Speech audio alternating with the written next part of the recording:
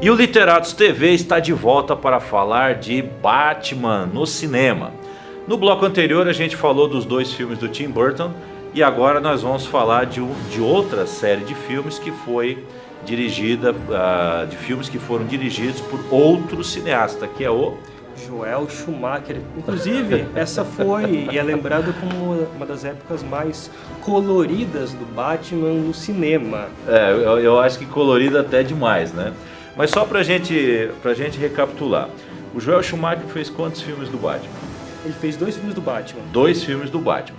E ele usou 2 atores diferentes, certo? Sim, ele utilizou 2 atores diferentes. Na época a intenção dos produtores eram tirar o Tim Burton da direção dos filmes por causa que Batman Retorno ficou um pouco sombrio demais, não agradou o aspecto familiar, pais reclamaram bastante desse quesito. A bilheteria foi um pouco mais baixa do que o primeiro filme lá de 89, Batman, e isso deixou muito incomodados, queriam trazer um filme mais família, assim, conseguisse também vender talvez mais brinquedos, os produtos comerciais do Batman e tudo isso, e precisava dar uma revitalizada. Então o que eles quiseram fazer? Tiraram o Tim Burton, deixaram na verdade no filme Batman Eternamente, de 95, eles deixaram apenas com o produtor executivo, colocaram o Joel Schumacher e daí deram continuidade para a produção de filmes do Batman. Do Batman, né? Então esse primeiro filme, qual é o vilão? O vilão que enfrenta o Batman? Tem 2 vilões. Esse primeiro filme tem 2 caras, começa com 2 caras e depois é adicionado Charada. O Charada, né? O Charada, inclusive, né, é o Jim Carrey. O Jim Carrey, né, o comediante. E o Duas Caras é o Tommy Lee Jones. Tommy Lee Jones, né, um ator aí bem tradicional, né, de Hollywood. Bom, esse primeiro filme do Schumacher, ele já era um filme assim, digamos, mais colorido, mais carnavalesco, mais alegre, mas ele ainda estava dentro de um determinado padrão, né? O problema veio no segundo filme.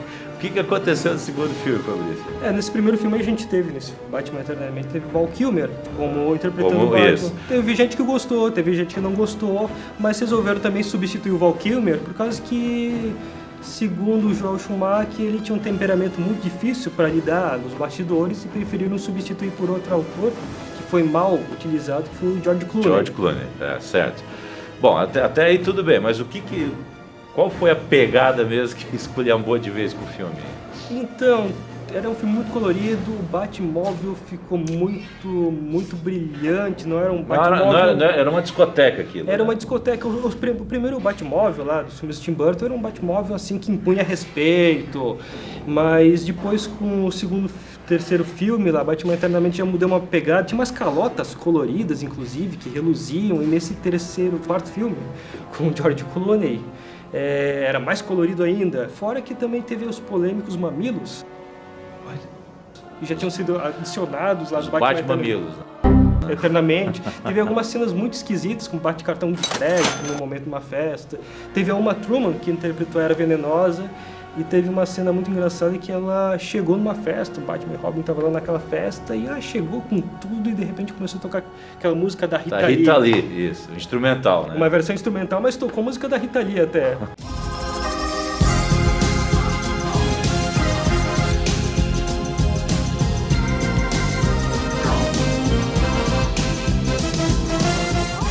Tá, e também tem os vilões desse filme, né? Tem a participação do Arnold Schwarzenegger. Ah, sim, tem o Arnold Schwarzenegger. Que ele é o Senhor Gelo, né? O Senhor Gelo, Mr. Freeze.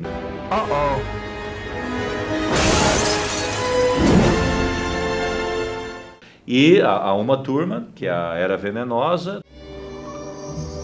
Tem um vilão bem mongoloide, uma versão bem mongoloide do Bane.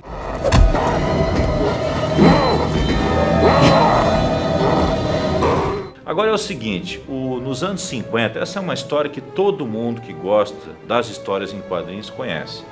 Nos anos 50, um psicólogo, né, alemão naturalizado americano, o Dr. Frederick Wertham, ele publicou um livro chamado A Sedução da Inocência. E ele procurava provar nesse livro como as histórias em quadrinhos eram prejudiciais para a juventude.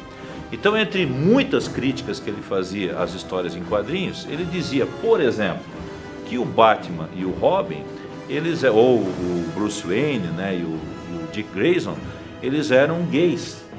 né? E ele usa várias ilustrações, né, para provar isso aí e tal. É claro que ninguém levou isso a sério, só que isso causou um prejuízo enorme, né, para a indústria dos quadrinhos. Eles acabaram criando um código de autocensura, colocava lá um selinho na capa dos gibis, etc. e tal. Enfim, foi um mau passo, né, foi um mau momento na história das histórias em quadrinhos. Eu tenho a impressão, Fabrício, que o Joel Schumacher, né, ele pegou essa ideia do Werther, né, essa estética meio gay ou meio carnavalesca, né, talvez assim meio drag queen, né, e imprimiu isso, né, nesse segundo filme aí.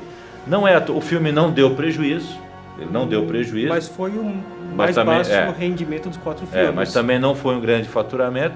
Mas a verdade é que quase ninguém gostou, quer dizer, principalmente os fãs, né? Quem é o pessoal da Batmania aí, todo mundo, né, odiou esse filme. O que, convenhamos, né, foi muito salutar, né? Bom, a gente ainda volta a falar do Batman, porque o assunto ele é muito abrangente, mas nós faremos isso no próximo programa. Por enquanto, a gente fica por aqui, né, indicando o Batman, principalmente o Tim Burton, Joel Schumacher, né, um pouco menos. Né? Literatus TV.